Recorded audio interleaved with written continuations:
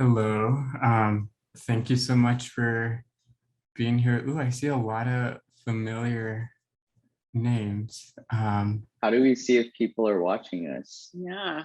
Who is watching us? I think we should be able to. Jessica, I can what's see up? everyone, but Ellen, Oh, participant. hello, everyone. Oh my gosh, we're so Azita, proud. shout outs to everyone who made it. Yeah. Great. So I'm gonna go ahead and share my screen.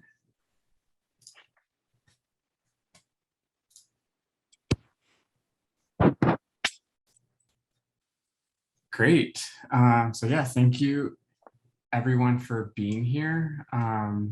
Welcome to our fall 2021 professional practice series. My name is Alonzo Pantoja. I use he, they pronouns, and I'm going to start out with a visual description of myself in case we have anyone with low vision participating tonight. I am a brown man with glasses and dark hair sitting in a home studio space.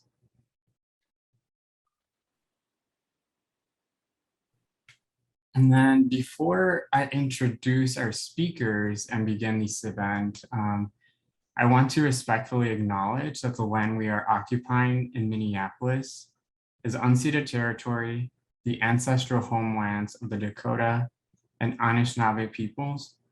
Gathering here, we pay our respects to the elders, both past and present, acknowledge the grave harm that colonialism has brought to these lands, in particular, the erasure of both Indigenous and African identities, not only under slavery, but via racist laws that have segregated all people. We honor those who have lived and do live now at these intersections of identity and experience. And if you'd like to learn more about land acknowledgements, you can go ahead and screenshot this. I'll pause for a few seconds.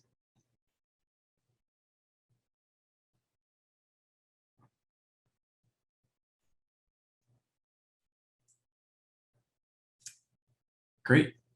So this event is sponsored by the MCAD MFA program, which is a community of makers, thinkers, researchers, and creative professionals working in a mentor-based interdisciplinary environment. And if you'd like to learn more, you can visit mcad-mfa.com.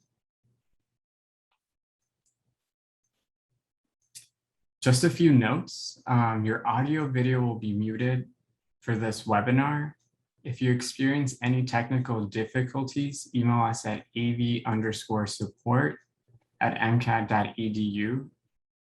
Please feel free to leave questions in the chat and we will select from the submissions after the speakers have presented.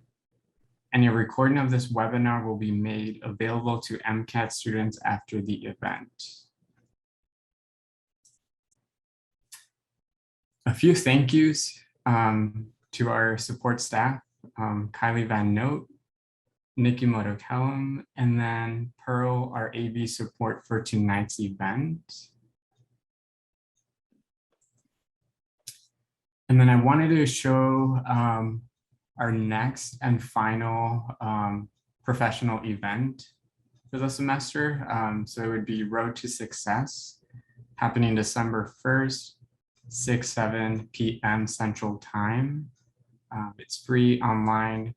Registration is required, and then you can go ahead and screenshot this and visit the link on the bottom there.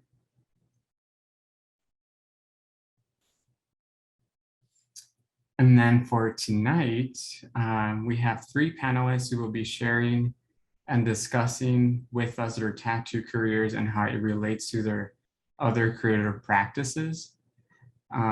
Before they get started, I'm going to go ahead and introduce them. So Amanda, they, them, is a tattoo artist based out of Jackalope Tattoo, located in Minneapolis, Minnesota, and has been tattooing for 5 years. Our second panelist, Michaela Chorn, graduated from MCAD with her MFA in 2017 and has been tattooing in Minnesota since 2019.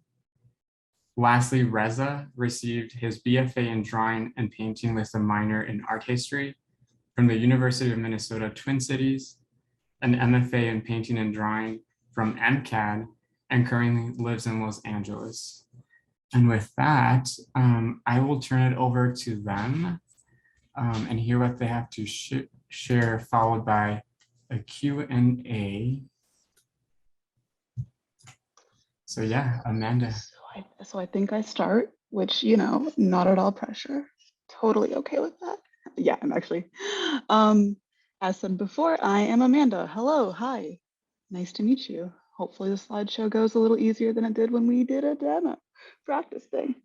So I use they, them pronouns. A quick visual description of myself. I am currently in a beanie. If you turn off the light, I will glow with how white I am. The left side of my head is pink and the right side of my head is blue because I'm edgy. Here is my Instagram if you guys want to take a peek at any of my work. Swell. If you don't, also swell. So a little bit about me. My background is I started in 2016 for tattooing, and I was in my freshman year of my bachelor's program during that, and I do not recommend being in school and tattooing at the same time. Don't do that to yourself. I realize I'm doing that right now with my MFA program, and I still don't recommend it. And you'd think that after this many years of doing this that I'd learn, but I haven't. I have not. Anyways, so my BFA is in film studies. How does that relate to tattooing? It doesn't. My minors, though, which I treat like Pokemon because you got to catch them all, are in drawing, photography, literature, and business. Actually do have some relevance to tattooing. Way good job, me, did the thing. And right now I am pursuing a master's of fine arts in interdisciplinary and mostly in sculpture. Kind of relate-ish. Anyways, so my tattoo work. My styles are predominantly neo-traditional, with a little bit of traditional. I like to focus on stipple shading. It makes my heart happy. But I'm kind of all over the place when it comes to my style, just because I think being a little all over the place helps to inform different parts of your style and like, oh, there's something cool from this thing, let me just steal it and like put it into my practice elsewhere as far as like maybe a shading technique or line work technique. Anyways, I also just suggest doing that with art in general. Steal the bits that you like and go forth. So what drew me to tattooing? Kind of what small towns do when you are an artist and you're in school. They'll give you 3 options of what you should be, and those are the 3 options that like people in that small town actually have access to. So they will suggest you either be an art teacher, a graphic designer, or a tattoo artist. So like the idea has always been kind of in the ethereal. But then when I went to my bachelor's program, the opportunity to be a tattoo artist actually came up, and I was just like, let me just get on right in that. So how I got started. Honestly, it's a really long story and it probably won't help you because it was kind of like a fluke accident. So I don't really want to get into it. And I realize that's a bullshit answer and I'm sorry, but it's really not going to help anybody that does want to get into tattooing. But here are some tips that actually might help you. I would say look for good shops. Do not necessarily look for the best shop in the region or in the area. Just because it's the best shop, they probably aren't going to be looking for apprentices, because when a shop looks for an apprentice, they're looking for basically somebody to fill a void within that shop. But if it's a popular shop, they probably have enough artists to be able to fully staff themselves and they don't need the additional work. I would also suggest if you're looking to get into tattoo, get a tattoo. Tattooing is a very intimate process. For me, it's almost a spiritual act. When you're tattooing somebody, knowing that the mark that you bear on their skin is something that they're going to carry with them until they die, it's a big responsibility. And to first partake in that experience of like having something be on your skin forever and to know the weight that it bears on you personally before you can do that to somebody else, I think is really important. Also, don't treat becoming a tattoo artist as a backup plan.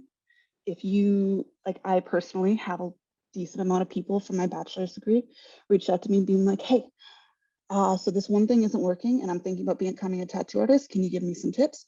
If you do that to your friends, they will, it's not cool. It's not fun. It's not fresh. It's really annoying. So like if you're gonna pursue becoming a tattoo artist, pursue it wholeheartedly. Don't like give it like half of your effort because it takes a lot. Like becoming a tattoo artist, being a tattoo artist is like you have a lot of homework when it comes to this job. Like you are paid for the time that you're tattooing, and then for your design work, you're kind like usually, and this is not in all situations, my personal experience. Um, like when I'm doing design work, I don't get paid for that time, but I also don't do design work when I'm in studio. I do that like on off days. So like it takes a lot. It takes a lot of dedication. Also, for the love of God, do not buy a tattoo machine if you want to become a tattoo artist.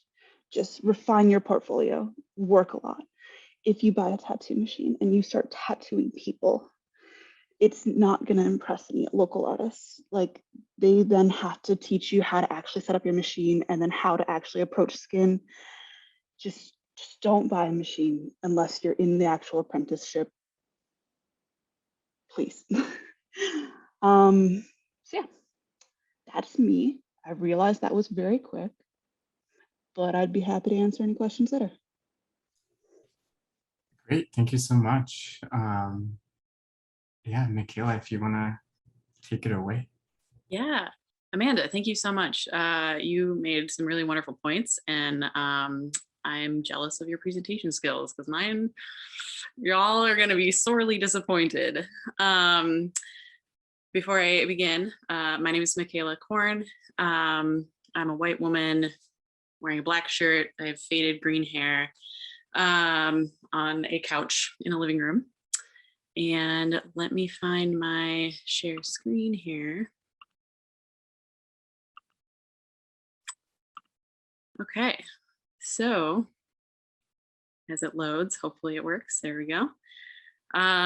This is me, graduated from MCAD with MFA in visual studies with an emphasis in painting and drawing in 2017. And I've been tattooing since 2019, as stated before.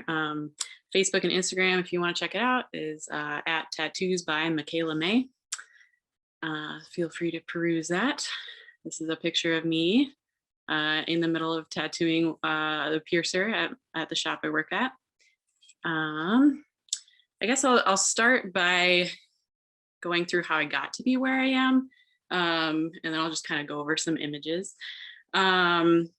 If you told me when I was 18 that this is where I would be when I'm 30, I would have not believed you. I would have said, haha, what about all this Kool-Aid that I've been drinking about like going to school and that's how you get successful is like mounting a bunch of debt. So yeah, I definitely would not have believed you, but I definitely think that this career kind of checks all the boxes of what I was looking for when I thought I wanted to teach, especially at a collegiate level. And that's kind of was my motivating factor to get my master's. Anyway, so get the master's.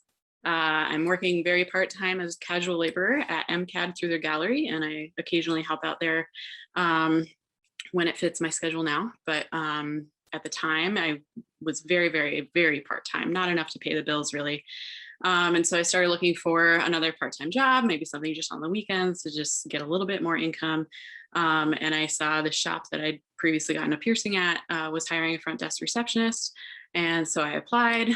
The interview was interesting because they're like, you barely have any tattoos. You have this like degree. What the heck? Why do you want to work here? And I was like, I literally just need another job.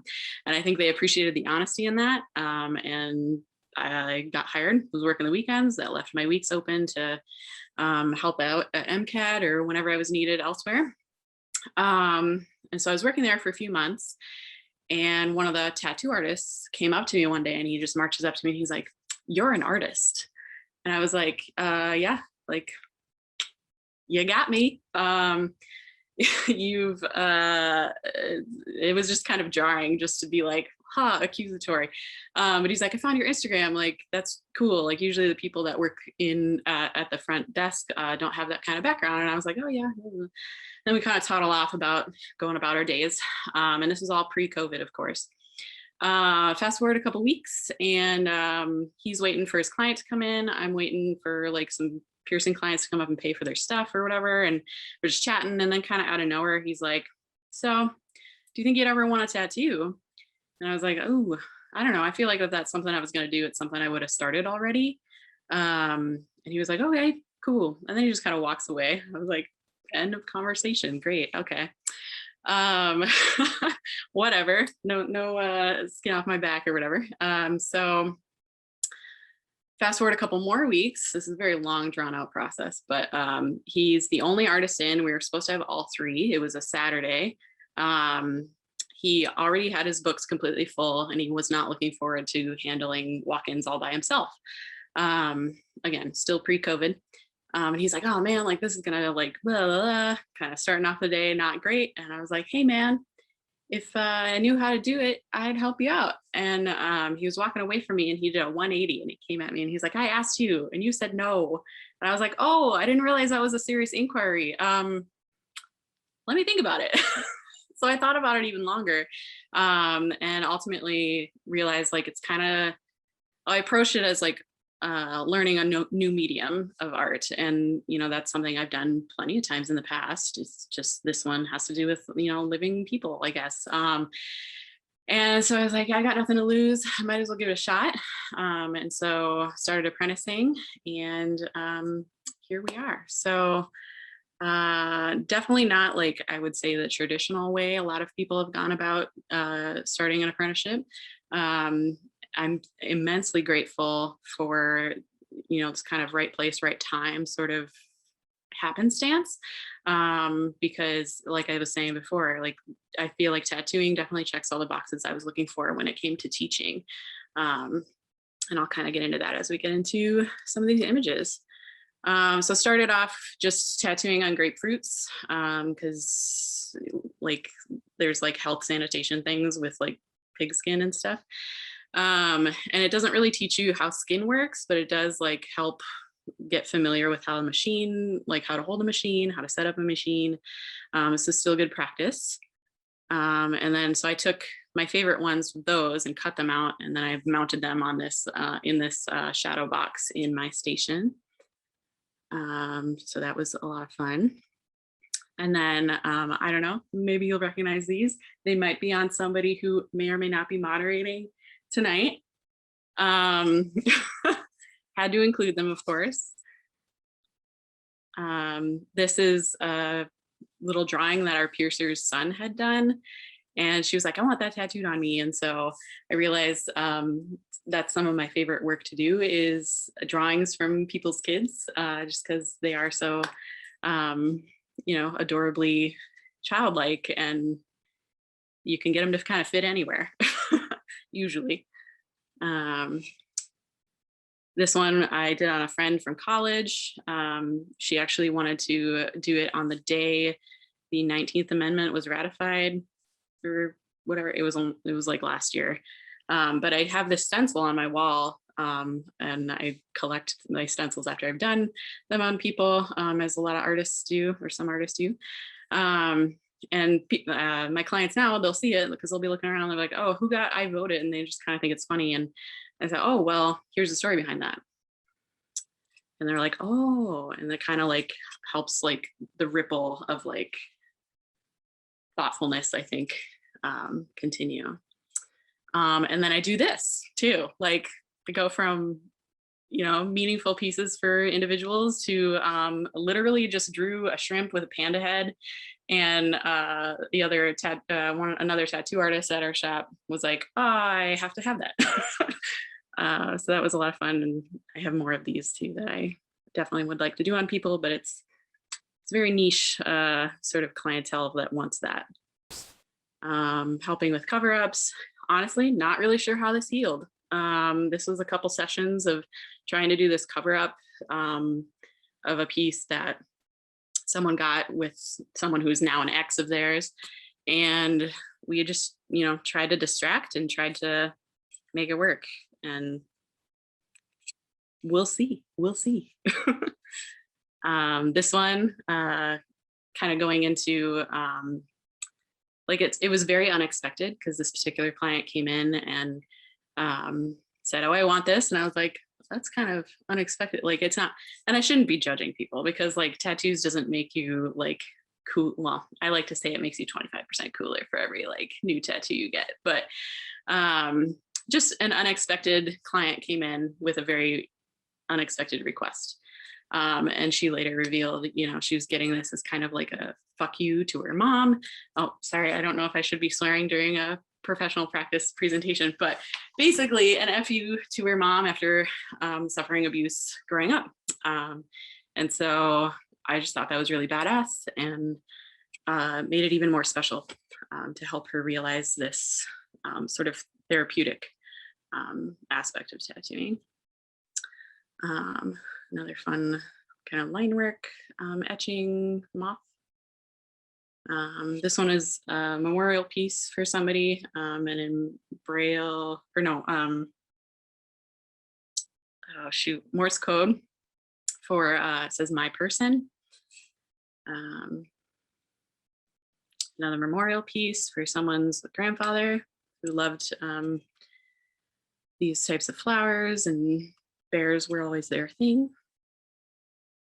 A fun one, if anyone watches, keeps up with D&D and Critical Role, a friend of mine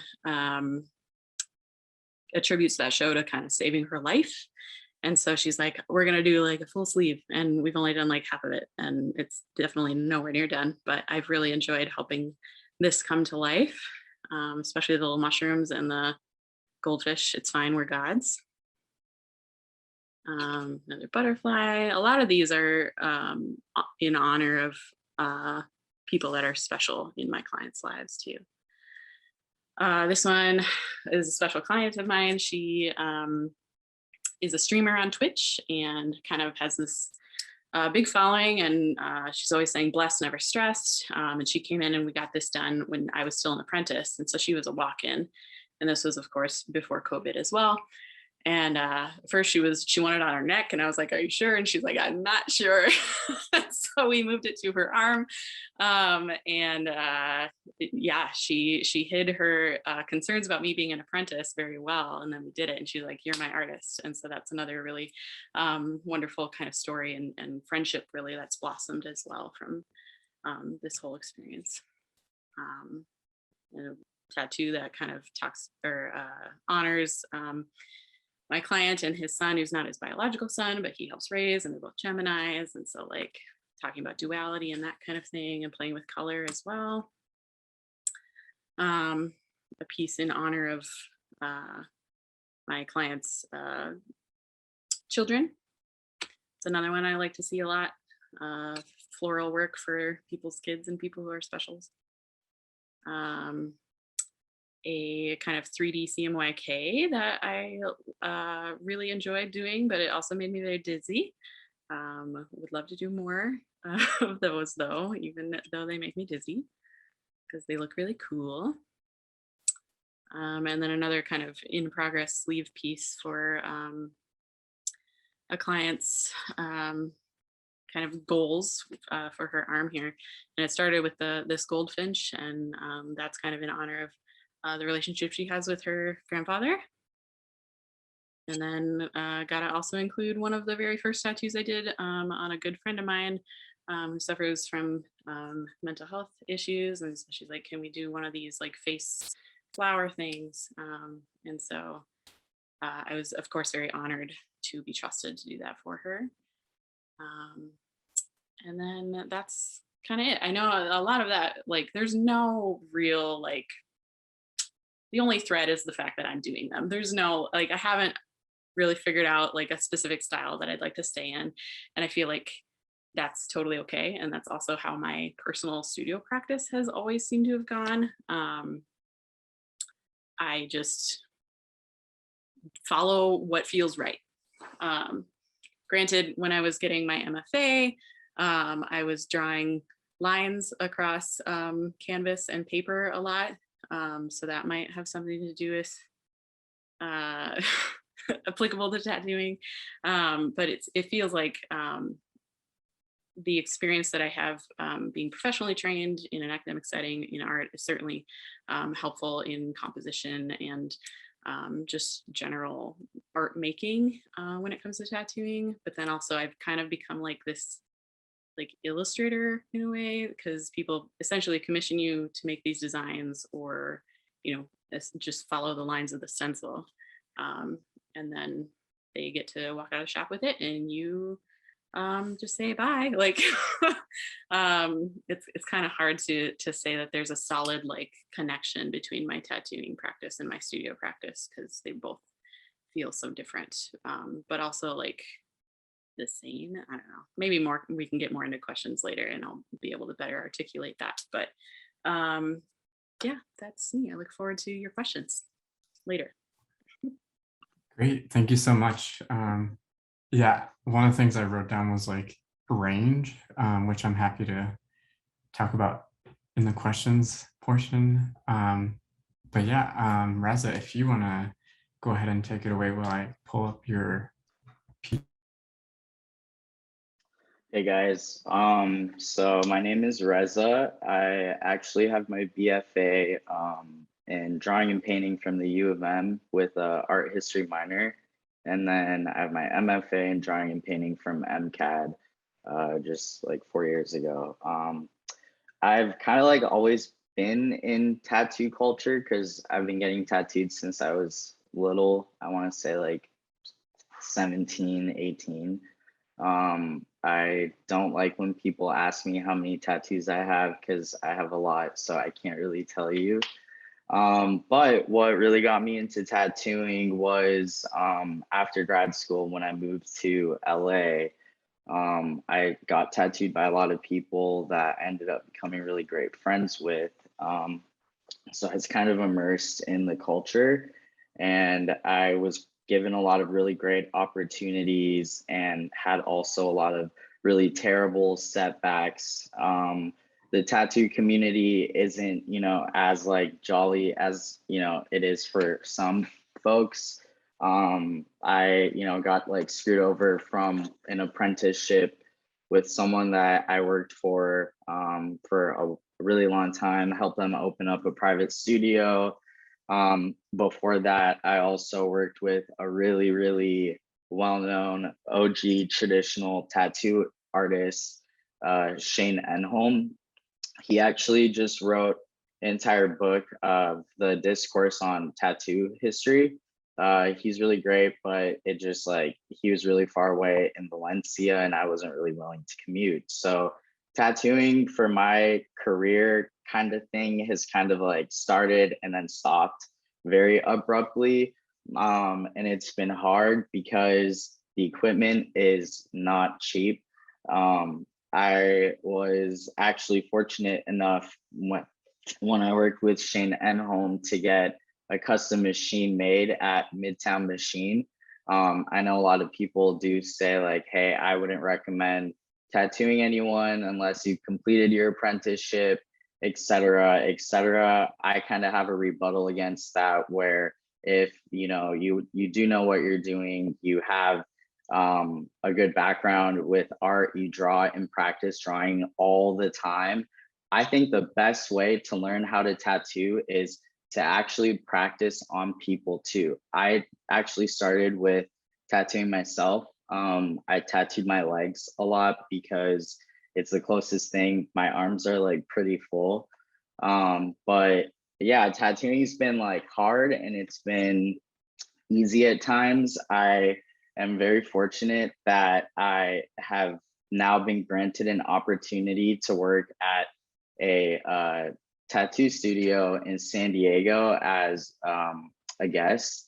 And I went over there with my partner, and I'm really excited because it's a very open and inclusive environment. And a lot of tattoo community is not as inclusive and open and welcoming as, a lot of people would like for it to be. I'm now getting my tattoo license so that I can start working on people when I'm working at the shop, but it's been a very difficult, arduous process.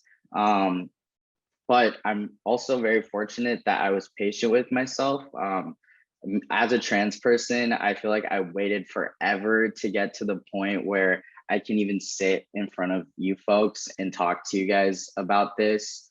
And that's what I told myself with tattooing too. I was like, all right, Reza, like someone will recognize you and want to work with you, and you'll want to work with them too, and you'll feel really good about it. My tattoo practice, like the stuff that I like to do, is really weird, but like cool. It's a lot of the stuff that I paint. And like I have some physical versions of like tattoos that I drew with a like micron pen, and they look like really, sorry my face is so red. I was playing basketball before this, but yeah, they like look the same. They're super neat. One thing that like I really like to play with is color, because there's no boundaries with color. I am really eager to start working on people once I am officially licensed, and that's in the works. But I'm also really blessed and feel fortunate for anyone who trusts me with their body to, you know, place something permanent on them, because everything that I draw and that I create, whether, you know, it's a redrawing of a previous tattoo artist, which one of my favorites is Amanda Schroeder. He's from the late 1890s. And a lot of his tattoos I redraw for my flash. But I'm really excited, and yeah, I can't wait to tattoo people and kind of get the party started.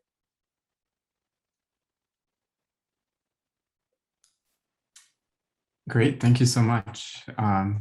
So yeah, folks, if you have any questions, feel free to place them in the chat, and then I can go ahead and read them out loud, or you can unmute yourself too, if you like.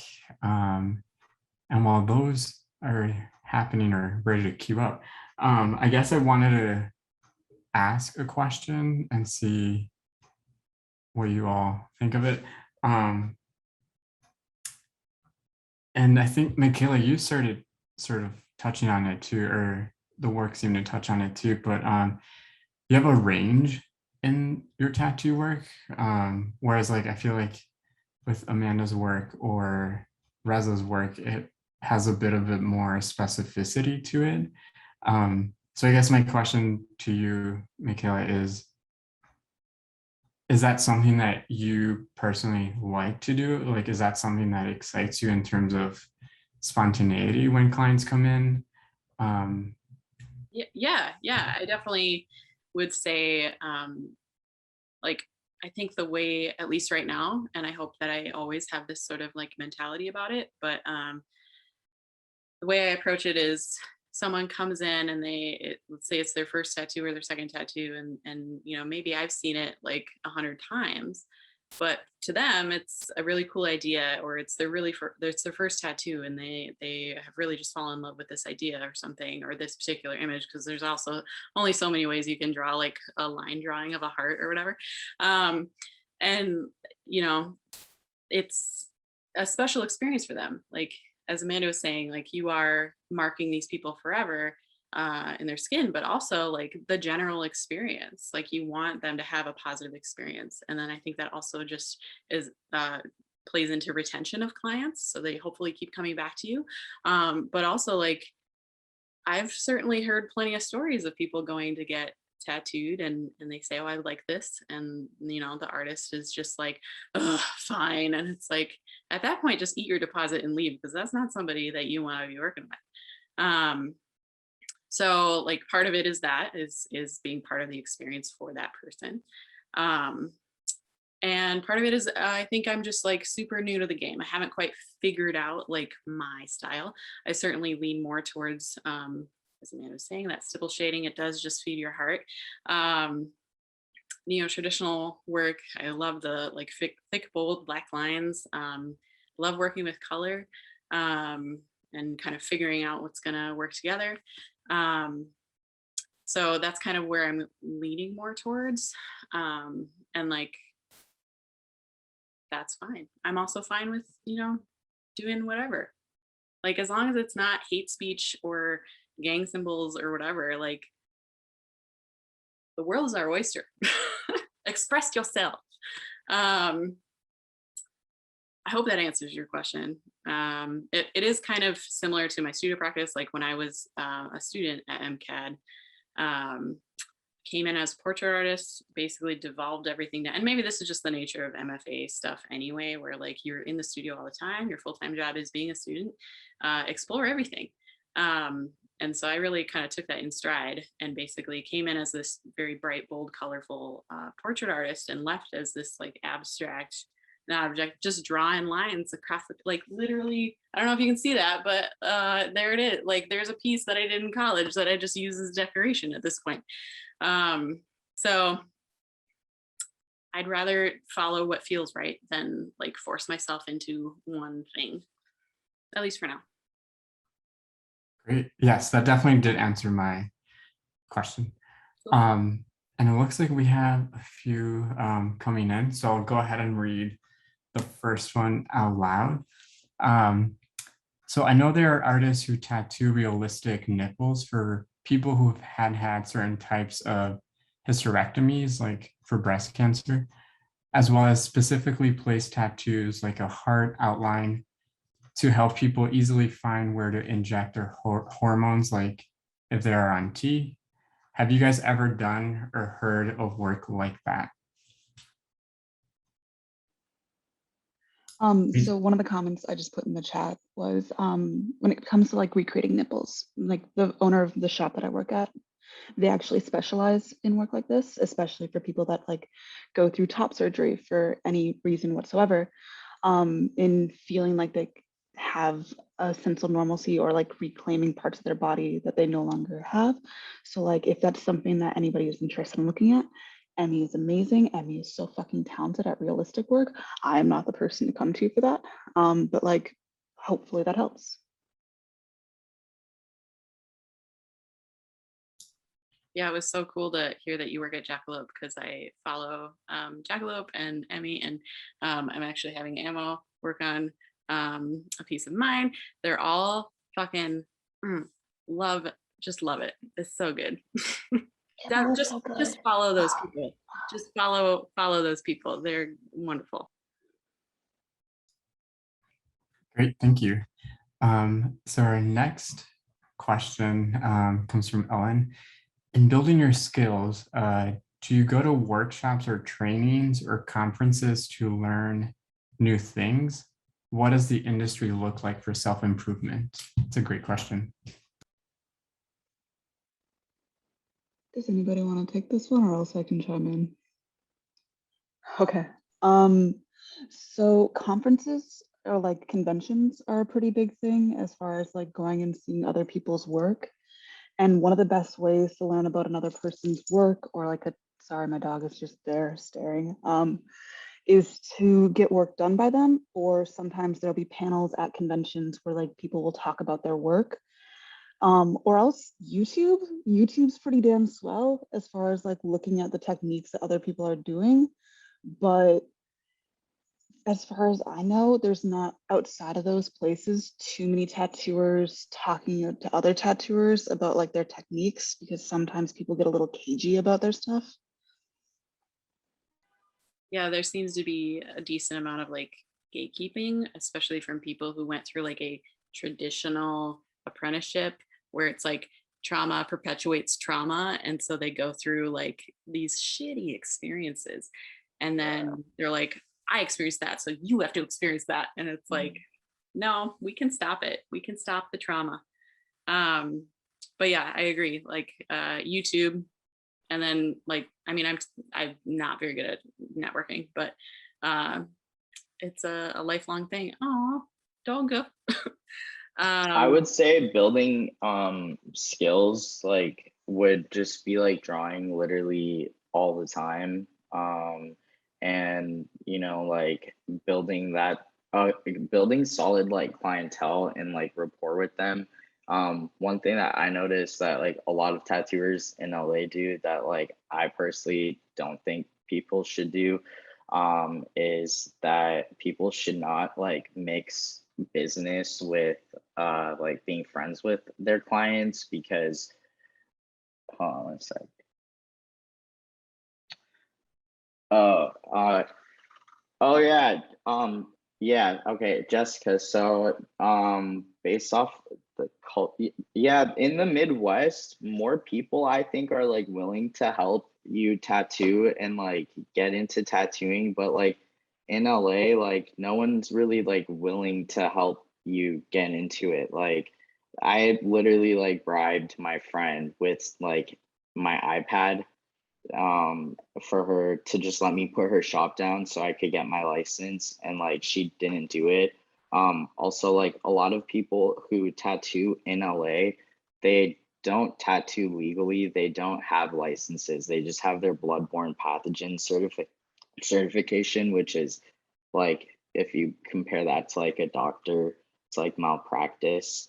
So like the way that people do it in LA is like kind of shady, and like no one wants to help anyone because people want to build their clients for themselves. And like if you do get an apprenticeship, like you know, chances are that relationship is not going to be there any longer because there's some weird like jealousy sort of thing all the time. Like this guy DM'd me to take one of my flash sheets down the other day because I had drawn frogs and he had drawn frogs and they look nothing alike, you know, and like he's tattooing all the time at a shop, you know, and like I'm just starting out, like finally. So it's very competitive and cutthroat. I think regardless of where you go, I think if you can find the right person in the Midwest or in wherever or just anywhere who trusts you and does think that you have talent and you're actually like dedicated to it, you're not just doing it for money because the money is really good, then yeah, people will invest their time in you. But if you're just wasting their time, they're not gonna even bother like looking at you twice. Great, thank you. There's a few questions, so I'm just gonna go down the line here. How do you deal with perfectionism, like many artists, just me, question mark, when you're making something permanent on someone's body? You just fucking do it. You just do it. You do it as best as you can. I don't know, like having the practice on like the grapefruits, or I think someone recently brought up fake skin. That super helps. Tattooing yourself.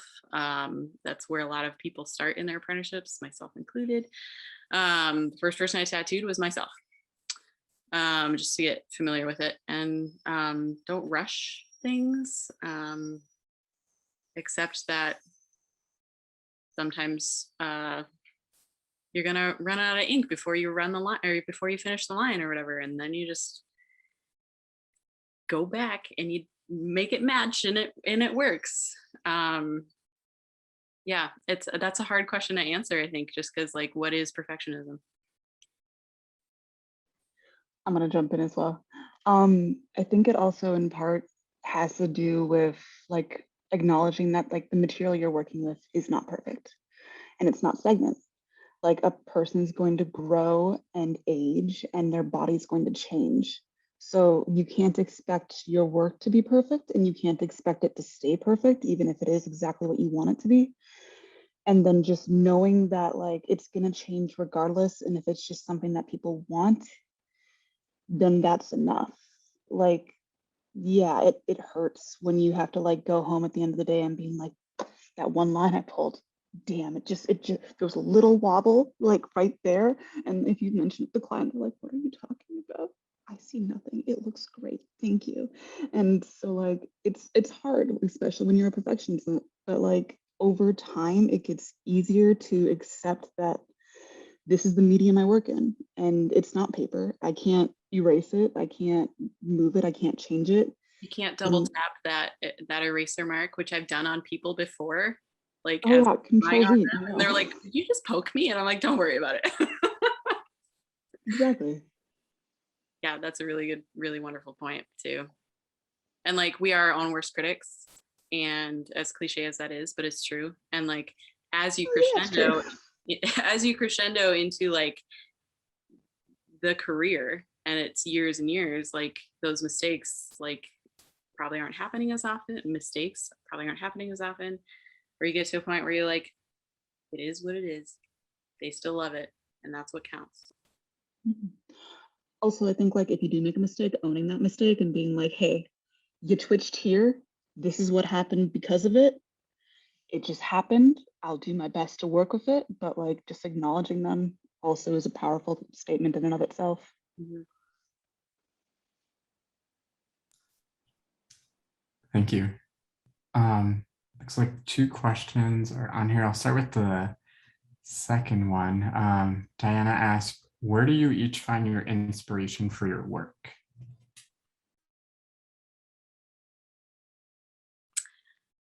Do you want someone else to answer first, Amanda? Why you're just like slinking out of frame. Yeah, I mean, my work a lot is kind of all over the place right now. I get a lot of inspiration just scrolling through like Instagram and seeing all these wonderful different styles and different sort of subject matter as well. And like, I can like that and like, or screenshot it and be like, I'm gonna address this later and see what kind of things I can pull from it for myself. And then like, you just get so busy and you end up not doing that. And it's just like, I just have this folder of screenshots on my phone that's just like inspiration kind of. And then so much of this, because it's, because it is, and in the way I approach it, I guess, is like, I'm being commissioned to make this piece. Like, it's not necessarily like my idea, or like maybe somebody has a very specific style in mind. And so they'll bring me those references and say, can you do this style, but make this in that style kind of thing. And then we just make it work. So I wish I had a better answer for you, Diana, but I do not.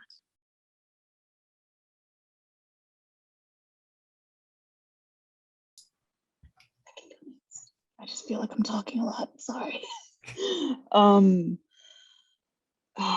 Inspiration just kind of comes from everywhere and everything, really. I'm still in school, so I'm constantly taking in information, which is a time. So like printmaking has been a big thing for me. Also like Alphonse Mucha, fucking those lines, so crispy, so good. I love them. But also just like going on a walk and being like, that's a really bomb leaf right there, and I want to draw that. And then like someone's probably gonna want that because it's cute. So like it comes from everywhere. And like just if a person were to make the weirdest flash, the fucking like most batshit, I'm sorry, I'm cursing so much. Anyways, it's gonna keep happening. Also sorry. I already broke that bubble, so just go for it. Hell yeah. Anyways, you can draw like the most off the wall shit and somebody's gonna be like, that's unique. Slap it on me. Let's go. Yeah, you saw my panda shrimp. Yeah. Somebody wanted that. Hell yeah. Great, thank you. Reza, did you want to chime in on where you gather your inspiration from? Yeah, I mean, a lot of it's from like 90s shows that I watched kind of growing up. It's a lot of the stuff that I paint in like my like paintings back here. Also I like tattooing girls with big boobs, like drawing girls with big boobs, cars, I don't know, like whatever weird thing I want to do. I could pretty much draw whatever I want, is the beauty of it. So if I want to draw it, I'll draw it and I'll just go with it. Thank you. And then looks like, I think there was one more. What's your opinion on fake skins like Frankenskins? I've heard that it's better to stick to tattooing fruit from some artists online, but have also seen the argument for better practice on different skin tones and textures.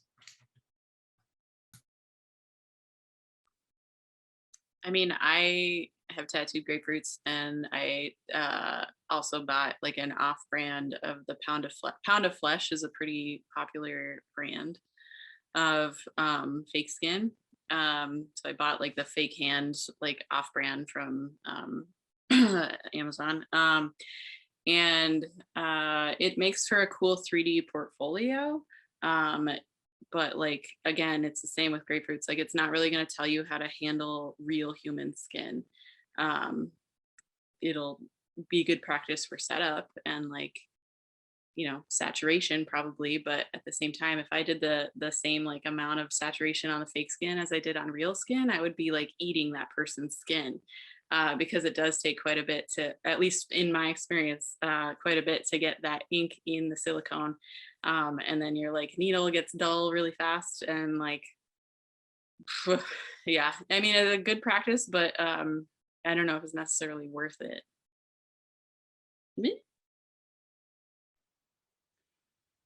I have like Frankenskins in my other room. So for me, it's really important to be inclusive in my work. So like Frankenskins does offer the ability to like tattoo different skin tones. So you also get to then learn about like how a stencil sits on the skin for like a person that has really like dark melanated skin. You get to know like how do you see the stencil in that situation, because it's different than like a PCS white person like myself. So you get to like figure that out, but then you also get to figure out like color saturations. Like you can't treat everyone's skin the same, and you have to be willing to adjust and like make alterations to make sure that you're giving a person the best art you can. And so like also like grapefruits are good. Grapefruits are awesome. Like the thickness of grapefruit is pretty similar to the thickness of a person's skin. So like if you peel a grapefruit afterward and it's bleeding into like the fleshy bits on the inside, you know that like, oh, I went too deep. There's going to be a lot of blowout. I'm gonna fuck that person up. Oh no. So that's great as far as feedback, as far as like, am I going to eat this person's skin raw with my needle? Or am I going to have blowout? Also great to know. But like Frankenskins are really valuable, like getting that experience of working with different skin tones. Both are great. Different things.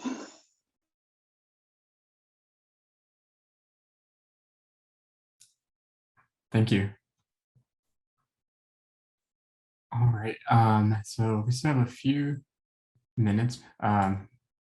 Anyone have any last pressing question that they want to ask, or comments?